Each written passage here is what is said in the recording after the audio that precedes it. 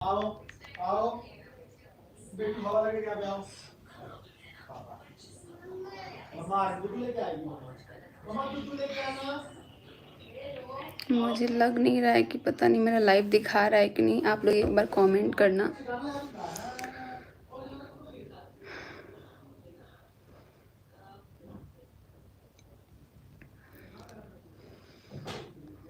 कैसे हैं आप? ठीक हैं? सरिता जो बोल रही है क्या सच है?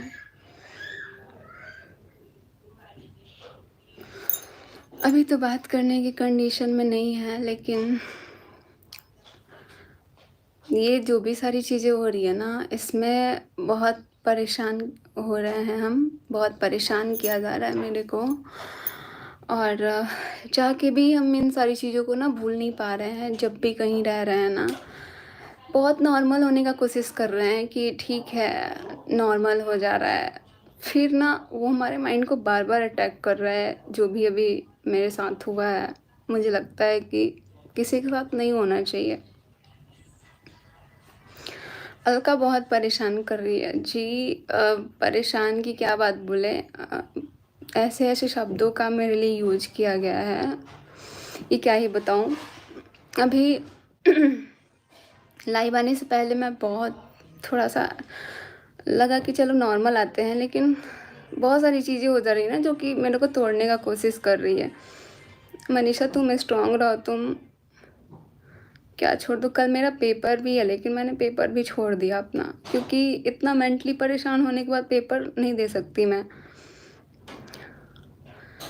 मनीषा तुम अपने हस्बैंड को माफ़ कर दियो क्या? नहीं, इस चीज़ पे बहुत लोगों का सवाल भी आ रहा है, बहुत सारे कमेंट्स भी आ रहे हैं कि तुमने अपने पति को माफ़ कर दिया क्या? माफ़ तो मैं कभी ज़िंदगी में नहीं करूँगी, मरते दम तक मैं माफ़ नहीं कर सकती हूँ, क्योंकि मेरे साथ चीट हुआ है। और मैं साथ में रहूँगी, लेकिन पहले जैसे साथ में रहने के बाद भी हमारे बीच दूरियाँ रही है ना, तो वही सज़ा है कि दूरी तो रहेगी। कभी माफ़ नहीं कर सकती हूँ मैं इस इंसान को, चाहे उसको। लेकिन एक होता है ना, सब लोग बोल रहे हैं चांस दे दो, चांस दे दो। चांस देना कोई बड़ी बात नहीं होती है, लेकिन जो चीज़ें हुई है ना, चीटिंग, धोखा, जितनी भी औरतें अगर लाइव देख रही हैं ना, एक बार खुद को मेरी जगह पे रख के देखना, और देखना और फील करना कि क्या इंसान को माफ़ कर देना चाहिए। माफ़ तो ज़िंदगी में नहीं कर सकते हैं, लेकिन अगर किसी को लगता है कि डिवोर्स दे देंगे, तो ये भी पॉसिबल नहीं है। मैं ऐसे तो माफ़ नहीं करूँगी, ना ही डिवोर्स दूँगी, ताकि किसी को ये लगे कि हाँ, ये तो डिवोर्स दे देगी, दूसरी शादी कर लेगी, और इनका जो काम है ये अपना कर लेंगे। ऐसा हम होने नहीं देंगे।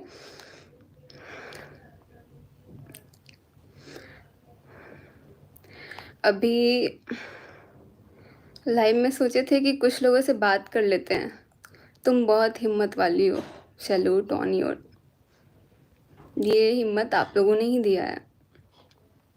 प्लीज़ मनीषा जी एक स्माइल दे दो। स्माइल देने का मैं बहुत ज़्यादा कोशिश कर रही हूँ, क्योंकि 1 साल से ये सारी चीज़ें मुझे शक लग रहा था, लेकिन अब जो चीज़ें बीत रही है ना मेरे ऊपर, मैं अभी भी साथ में हूँ, लेकिन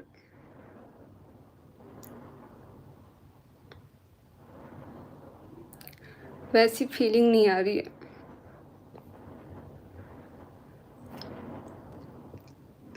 सचिन को फिर कोई नेहा मिल जाएगी, जाए यार।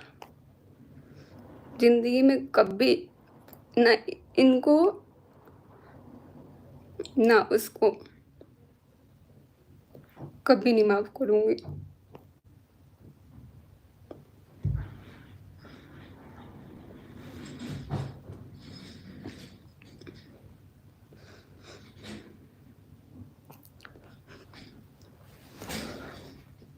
यार मेरे को सच में आंसू आ रहा है।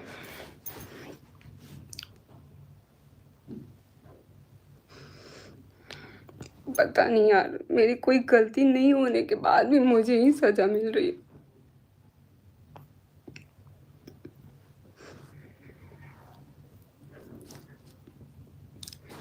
सब कोई साथ है मेरे, लेकिन मैं अपने आप को फिर भी अकेला फ़ील कर रही हूँ, क्योंकि इतना बड़ा चीटिंग हुआ, इतना बड़ा चीटिंग। और बहुत लोग को लग रहा है कि कभी नहीं माफ़ करूँगी, कभी नहीं, ज़िंदगी में नहीं माफ़ कर सकती हूँ मैं। और कुछ लोग मेरे को, जिस चीज़ से मुझे बहुत ज़्यादा हर्ट फ़ील होता है ना, वो बोल रहे हैं कि तुम कभी माँ नहीं बनोगी। पता है, जब से मैंने ये वीडियो डाला है ना, मुझे इतना दुख लग रहा है, इतना इतना रोना आ रहा है कि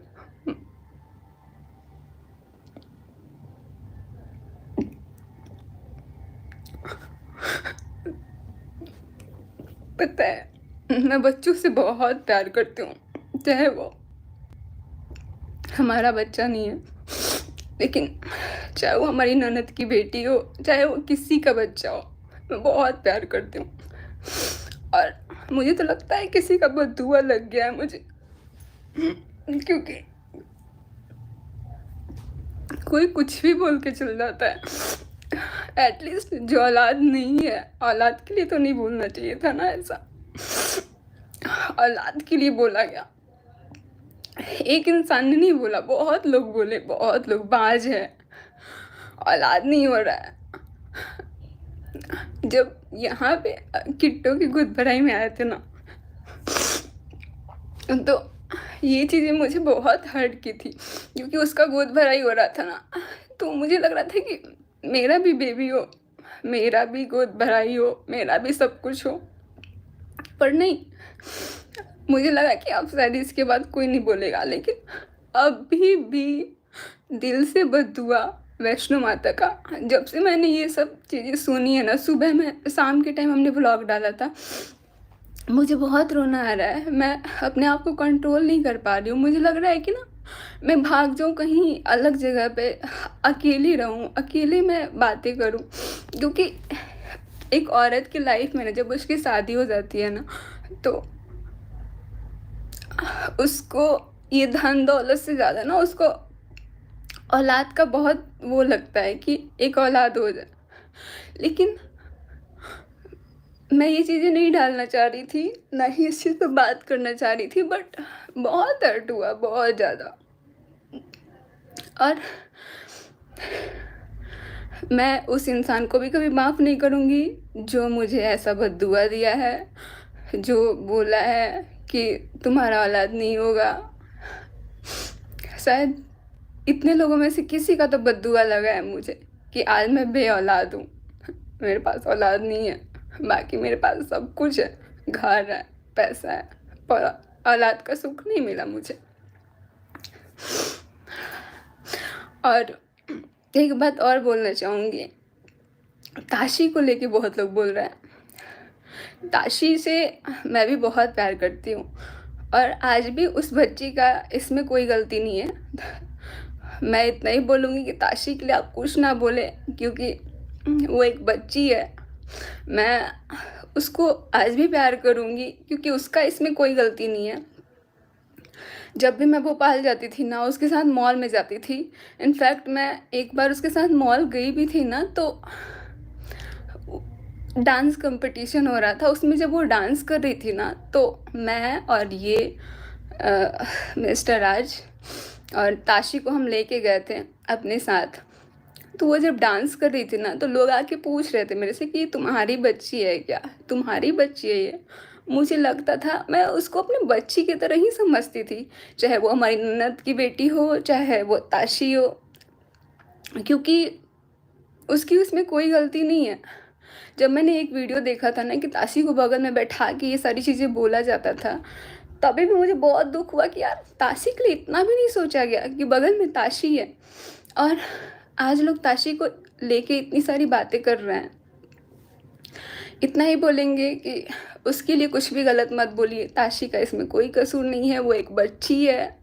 और बहुत लोग को, मतलब मैंने देखा है ऐसा बोलते हुए कि ताशी ना मनीषा दीदी आपके जैसी लगती है, वो आपकी बच्ची लगती है, ऐसा ऐसा बोलते हैं। चाहे वो हमारी ननद की बेटी है ना, उसको भी जो बनिया है ना बोलते हैं, मुझे बहुत दुख लगता है यार उसको। अभी कुछ लोग ना एक टारगेट बना रहे हैं उसको लेके, तो ये चीज़ें ना मुझे बिल्कुल अच्छा नहीं लग रहा है। उसकी कोई इसमें गलती नहीं है, आप लोग उसको बद्दुआ उसको लेके कुछ मत बोलिए। सचिन यार बहुत गलती हुआ है, सामने वाला मेरे से माफ़ी मांग रहा है जो है मेरा, लेकिन मैं आज भी माफ़ नहीं कर सकती हूँ। अभी मेरे को नहीं लगता है कि मैं बोलने के कंडीशन में हूँ। मेरा ना ये एकदम मन घबरा रहा है इतना ज़्यादा, उल्टे पुल्टी बातें, ये सारी चीज़ें सुन के। जिन्होंने आपको इतना सताया वही तो मुझे समझ नहीं आ रहा है कि ये इसमें हमारी गलती कहाँ से है। जो चीज़ें मैं इतने सालों से झेल के आ रही हूँ, इतने सालों क्या 1 साल से, और उसके बाद भी ये जो चीज़ें हो रही है ना, इसमें मैं बहुत ज़्यादा पिस रही हूँ, बहुत ज़्यादा। चाहे वो किसी भी तरीके से आप बोल सकते हैं। कोई बोल रहा है तुम अपने पति को सपोर्ट करो, माफ़ कर दो। मेरे लिए मेरे बस का बात नहीं है माफ़ करना, मैं तो नहीं माफ़ कर सकती हूँ, और उस इंसान को भी कभी माफ़ नहीं कर सकती हूँ अपनी ज़िंदगी में, ज़िंदगी भर नहीं माफ़ कर सकती हूँ मैं।